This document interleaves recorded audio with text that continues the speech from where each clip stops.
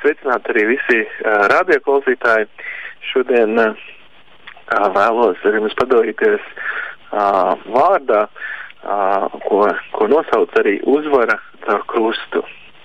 Un tāda frāze, formulējums, ja mūsu dzīvēs nav krusta, mums nav nekā, kas ļautu patiesi sekot Jēzum. Noliegt sevi Kristus dēļ ir patiesībā vienīgais jēgpilnais dzīvesveids. Šim krustam mūsu dzīvē ir mūsu kaut kur jāved, un tas ved uz uzvaru dažādās mūsu dzīves sfērās. Un tomēr ticīgā cilvēka dzīve ir dzīve ar augšām celšanos.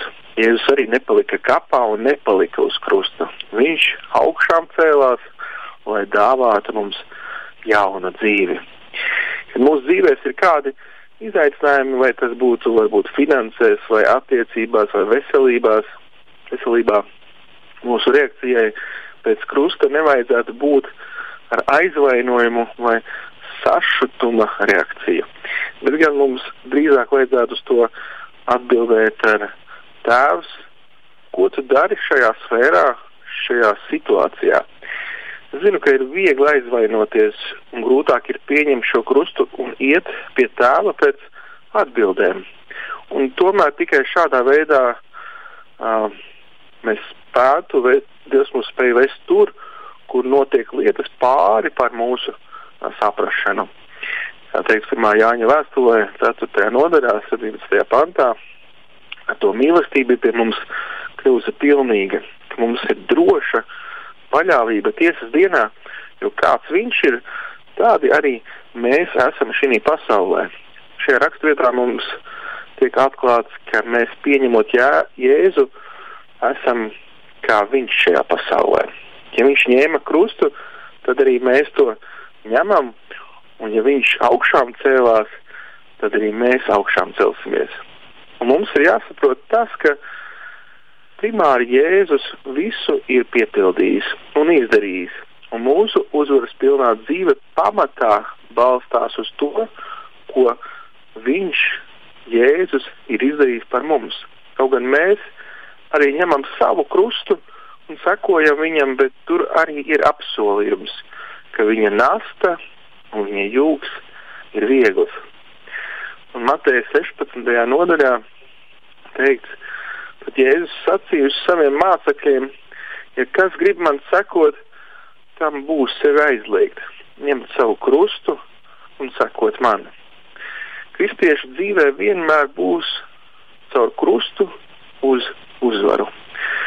Ja mūsu dzīvēs nav krusta, mums nav nekā, kas ļautu patiesi sekot Jēzum. Šī frāze nav tikai, es domāju, dzejiska vai dramatiska. Tā ir garīga patiesība, kas izriet no paša Kristus aicinājuma. Sekošana Jēzum nav tikai ticēšana viņa vārdiem vai piederība draudzei. Tā ir ikdienas izvēle dzīvot upurējoši, pazemīgi un paklausīgi, nest savu krustu.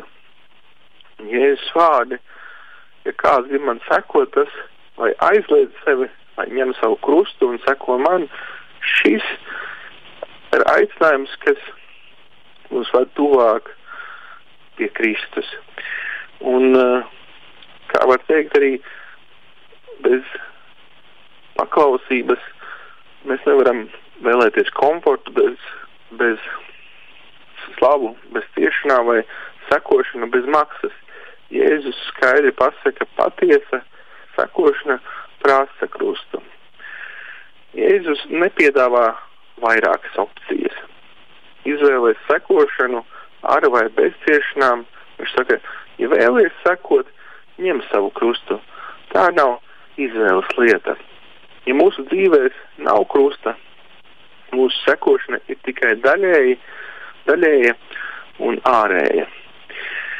Ja kas, kā Mateja 16:25 teikts, ja kas grib savu dzīvību glābt, tas to zaudēs, bet kas savu dzīvību zaudēs manis dēļ, tas to atradīs. Sirds pretestība pret krustu ir sirds pretestība pret Dieva ceļu. Tikai caur krustu radīti un veidoti līdzīgāki mūsu kungam Kristum. Ja mūsu dzīvēs nav krusta, mums nav nekā, kas ļautu patiesi sekot Jēzum. Kad mēs runājam par krustu, mēs nerunājam tikai par ciešanām, bet par ceļu, kas ved uz dzīvību caur upuri. Tas ir dzīves veids, nevis vienreizēja pieredze. Krusts ir tā vieta, kur mēs zaudējam sevi, lai atkal iemantotu viņu. Apostols Pēteris ir viens no cilvēkiem, kas gāja caur krustu. Tas ir no bailēm līdz drosmē. Pēteris sākumā baidījās no krusta, kad Jēzus runāja par savām ciešanām un nāvi. Pēteris iebilda, mēs zinām, Mateja evaņģēlijā 16. nodaļā, vai tas tev nenotiek, kungs.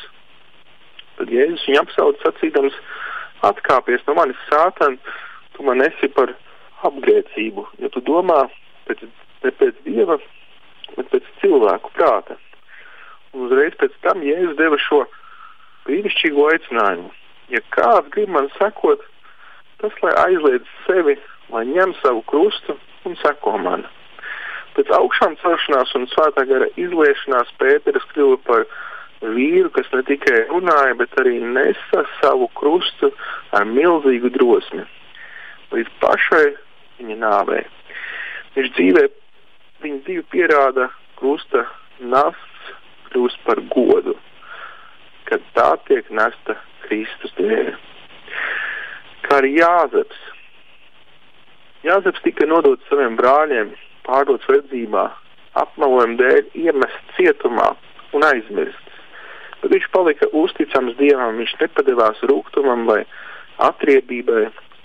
Kad viņš vēlāk teica saviem brāļiem pie Mūzes grāmatā, kur teikts 50. nodaļā, jūs domājāt man darīt ļaunu, bet Dievs to domāja par labu.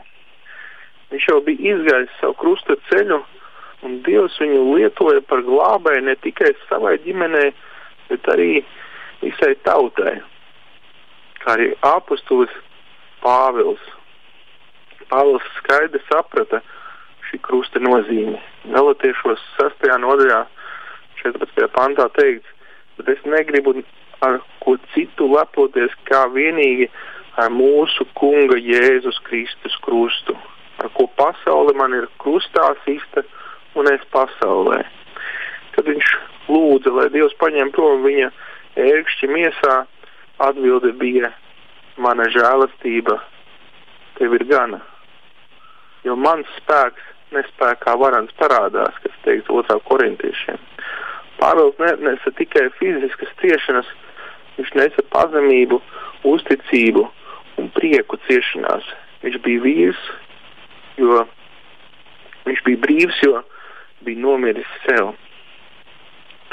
Mūsdienās arī bieži vien mums ir daudz vietas, kur situācijas jāizvēlas, vai mēs ņemsim Kristus krustu, vai mēs izvēlēsimies savu ceļu. Un mans šodienas ieteikums un aicinājums un lūgums katram vienam arī priekš sevis, es to runāju, ka mēs spētu izvēlēties šo krusta ceļu un pagodināt ar savu dzīvi ar mūsu kungu Jēzu Kristu. Lai Dieva žēlastība un Dieva mīlestība ir kopā ar jums, mīļie. Visu labu!